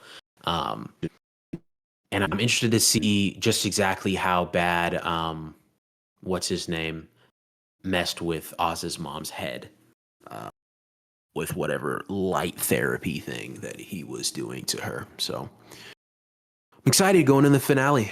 Truthfully, I am genuinely curious, and I don't think that I can predict where anything is going to go.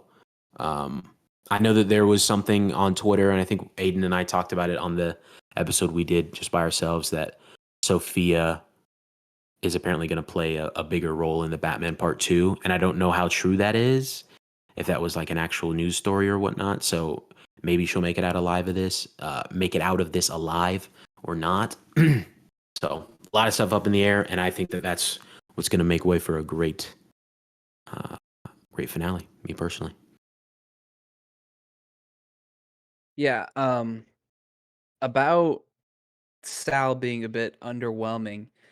I will say, like, I agree that it's a bit underwhelming, but I kind of like how it was done, for the fact that we got to see Oz's reaction, and like he got that character moment. And so it's like you kind of take the good with the bad there. And in a way, our disappointment as an audience for how underwhelming it is kind of like matches Oz's disappointment. Like we were expecting more. We were expecting more of a fight, and we It's a wanted really good point. I want to. Sorry, I just want to say that's a really good point. Yeah. So that's how I kind of see it. Is like at first it's like, dang, really? Like that's just it. But then you hear Oz's reaction, and it's like, I mean, Oz kind of wanted this too, but I feel like it ties in well to like how they've been portraying his character, which is a guy who really wants to be recognized and he wants all of these things, but he's really just had an uphill battle, and like things don't go his way, and he has to deal with a lot of stuff. And so even though he killed Sal, right? He did it. He still gets that moment taken away from him. He doesn't get the satisfaction because his character is a constant uphill battle. And so you take the good with the bad. And so like while I agree, I think there's a couple of redeeming reasons to why it might work better than it seems at face value. I don't know. Maybe that's just my reasoning. Yeah, I will say that scene had me dying. Like I thought it was so funny the way Oz was just like, "What'd you say? I didn't hear you. Say it again." I didn't think so, and just starts lighting him up. Yeah, Like that's a good. Yeah, yeah. I forgot about that. He's like, "What'd you say?" Dude, like, he's just, what are you talking about, bro? he's so unserious, and one of the funniest. I think this is the funniest moment in the whole show. Is Sophia sitting there after talking to her niece. She steps out of the room and she's like crying, and she's like just visibly distraught. And so she picks up the phone and she calls Sal, and she's like, I forget exactly what she says, but she's like, "Hello, like, yeah, what's going on?" And Oz answers, and he said, "Nah, Sal's dead. Take it in." He's like, "Take it in. Sit with that for a bit." Oh my god, I was crying because you can just see her face go from like, all right, I'm sad, but like, I still have this I can hold on to just like, oh my god, this cockroach is still fucking alive. And he said, "Nah, Sal's dead. Take it in." I thought it was hilarious. But yeah, Sorry. Sal's just dying out of nowhere. I mean, definitely caught me off guard. I love that comparison you make, though, that it's just kind of, it's disappointing for everyone involved. And we can kind of share that with Oz in that moment.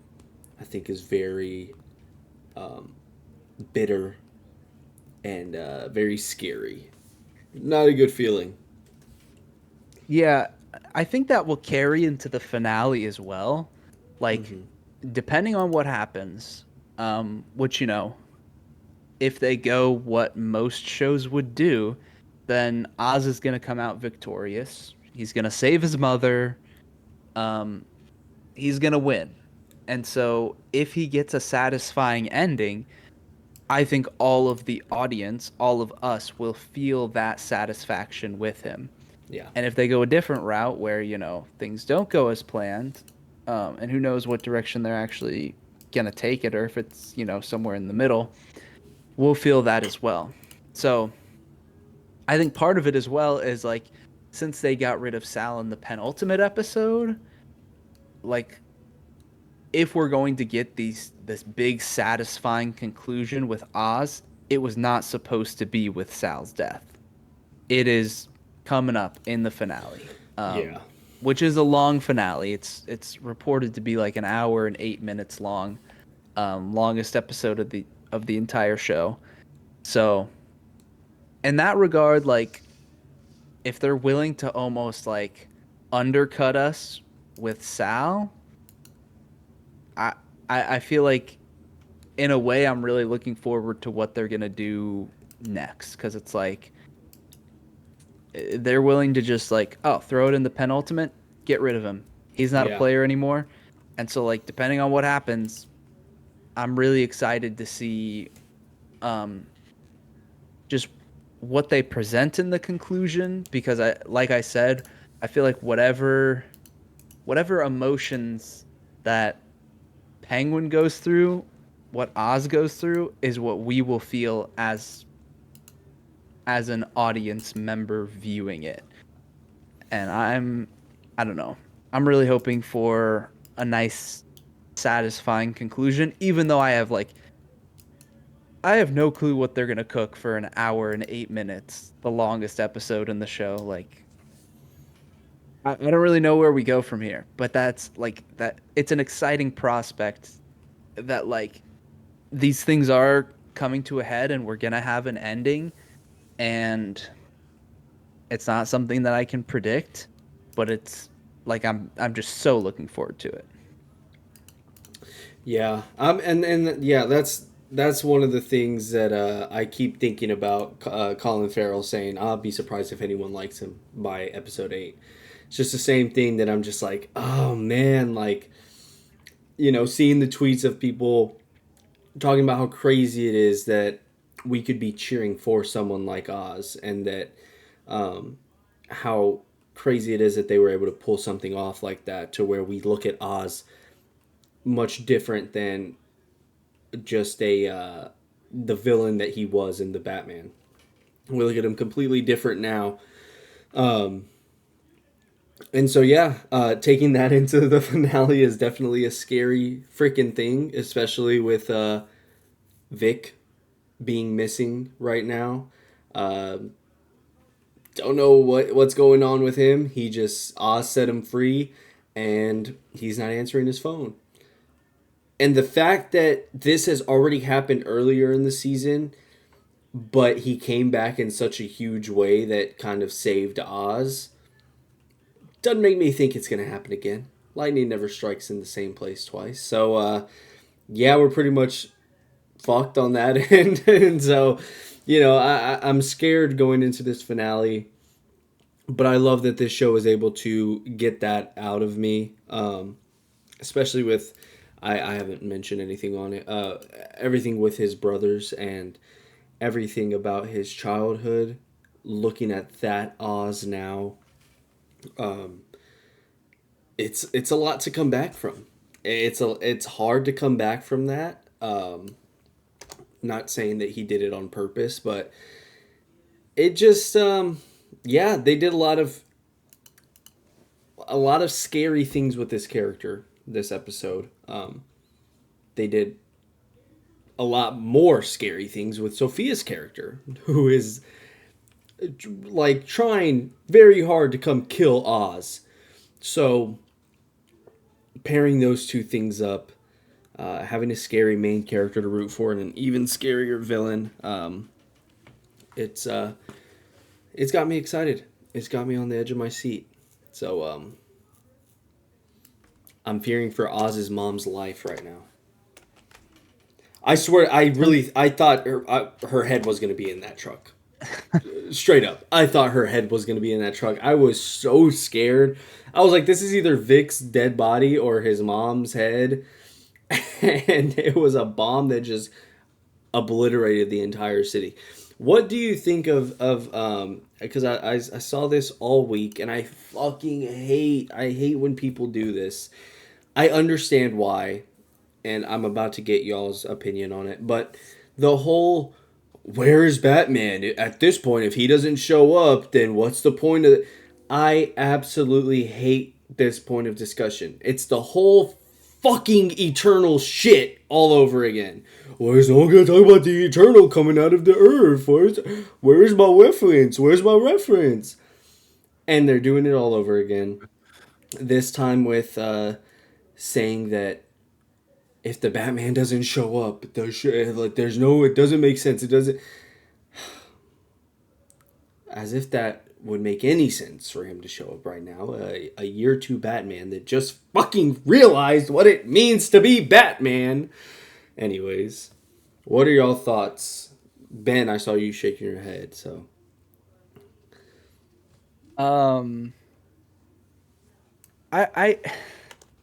I don't really read too much into this, honestly. Like when I see people saying that online, like there's a couple of ways that you could go about it.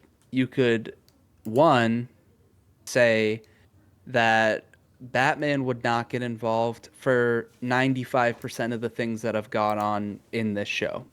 And sure, there are some things where you could argue, oh yeah, Batman would probably be aware and he would probably step in. And then the other way you can go about it is the Eternals question or even the Avengers question. You know, we go and sit and watch a movie about Spider-Man where there's these huge threats, or like the upcoming Captain America movie or whatever, you know.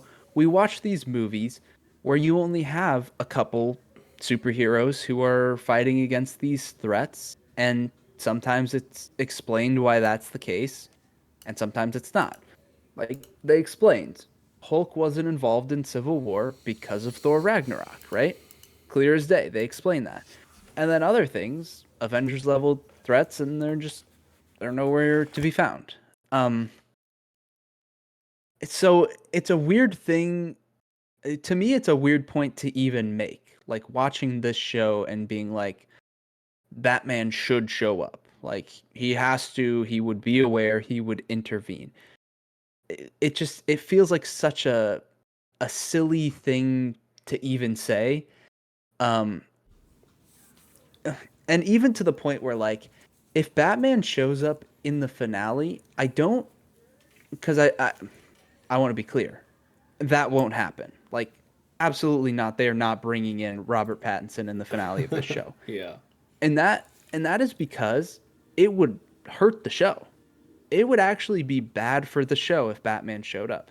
This entire show has been about Penguin, has been about Oz.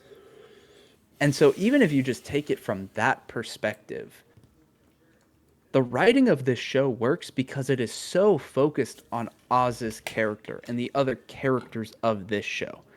So, yeah, a couple of things happened that might have sparked Batman's interest. And maybe in a real world, if all of this was real, he would show up. But this is a Penguin show, so get over it. They are absolutely delivering. I don't even understand. Like, I don't even understand the point of this discussion. Oh, Batman should show up. What does that mean that he should? Like, where I just don't even think about these things because it's so silly in my mind, and I don't. It's not something that we've questioned much before. Other people have, like with the Eternals. Those questions might come up with like Fantastic Four next year, but I just don't see it. I don't get it. Yeah, for me, it's kind of like the argument that like early MCU, like Phase Two, stuff about like why are the Avengers not a part of this kind of thing. It's that same kind of thing. Like obviously, like you would expect that to be the case, but like it's not world breaking for them not to be there. Like it's not like it takes you out of the immersion or anything. And the people that complain about it just want that to be the case. That's the end all be all of it. It's not like it decreases the quality of the show if he's not there. It's not like it would increase it if he was.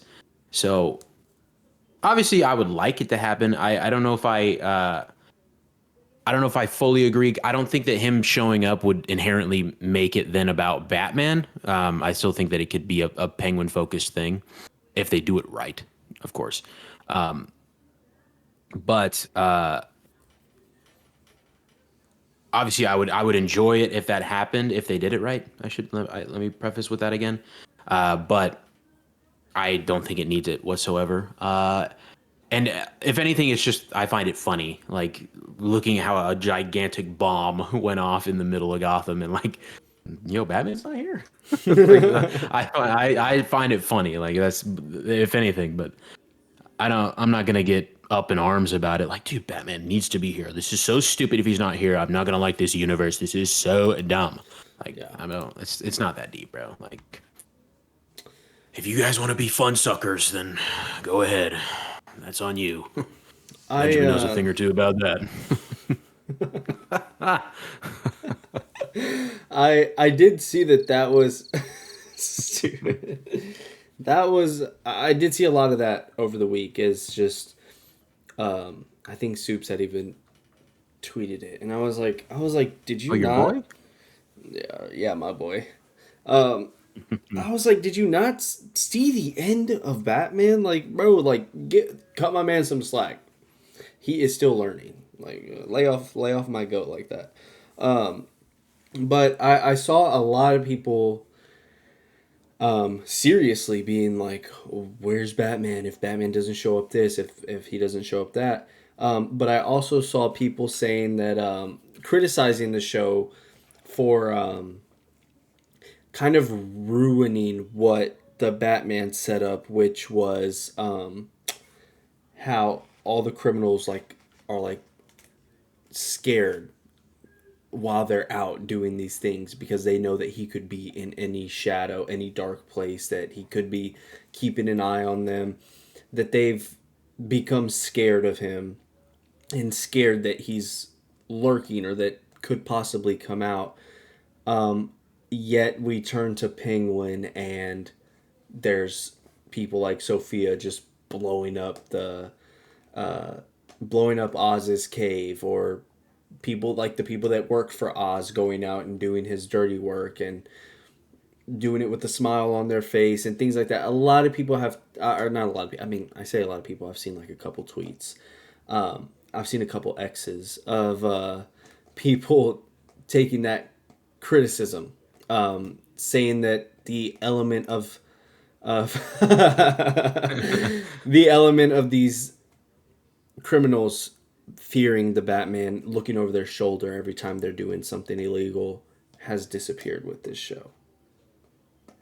And to that, I can somewhat agree, but I also choose to look at it as the Batman deals with these criminals. I can't even say that because he was dealing with Falcone in part one. And so I can't say that these are families, that the families might be above the fear of the Batman.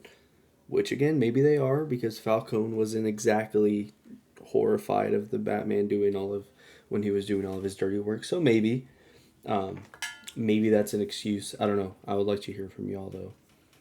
I mean, Batman also straight up kidnapped and interrogated Penguin, so. Yeah. I would say for Sophia, I don't think it makes sense that she wouldn't be scared. Like, she just got out of Arkham. Like, she wouldn't be.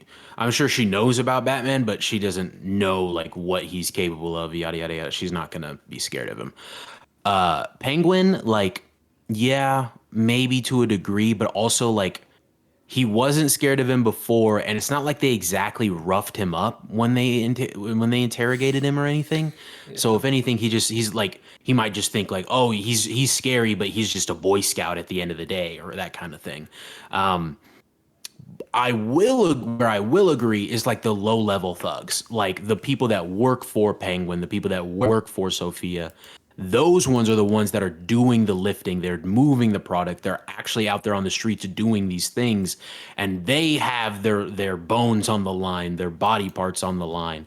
Like, those people, I would expect at least some kind of line of like, what about the bat? The bat's gonna be out there, that kind of thing, you know.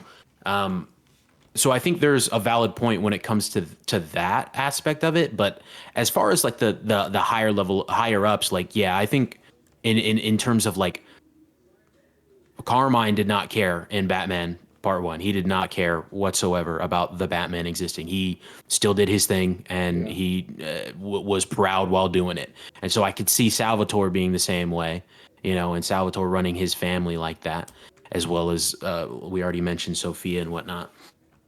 And so the only point I will agree with is like the lower level thugs, the ones that work for the families. I think those people should be scared of Batman. Yes. Yeah. Because Penguin, like, I mean, part of the whole thing with the show is that he is leveling up and, you know, putting himself up there with these other crime families. And now he's in the thick of it. Sorry, I felt like I had to. But I can, like I said before, I can agree with the general point that, like, if we're being 100% realistic, yeah, Batman would be around and he would have an impact on these characters. I just think it's like, it's a silly thing to even think within that perspective or have that be a critique of the show. Like, it just feels like a stretch. It feels unnecessary. It just doesn't seem like a conversation we should even be having. Mm-hmm. My apologies, Ben, for bringing it up. You know, in honor of Penguin, we need this as a soundboard, and we can end it off here. We need this on our soundboard. Holy God, what are you showing me? Hey, come on! Open your eyes! That barely came through. I know what you're. I know what it was. Really? Yeah. Oh, that sucks. Yeah. Oh God, what are you showing me? Come on. Come on. One final thing I'll add: they yeah. picked an amazing young actor for Oz. Oh my god, killed it, dude! Absolutely killed it. Holy god, come on, what are you showing me? Great, God. great episode. Very excited for next week. Dang, about to finish the other show, man. About to finish the other show. We lasted both shows on different sides of the pond. I'm excited for next week, man. I'm so excited. It's going to be cinema. All right. I guess that concludes today's episode. If you listened this long, if you are still here and you stuck it out with us, we love you deeply. Show us that you did by liking, commenting, or sending us a glorious text message, because we do this for y'all. We do this for the people. We will be back next week discussing the Penguin finale, series review of it, and who knows, maybe some more news, whatever comes our way. A movie? Who knows? Who knows? Who knows? Come back next week and find out. That has been Words from the Nerds podcast, episode 71.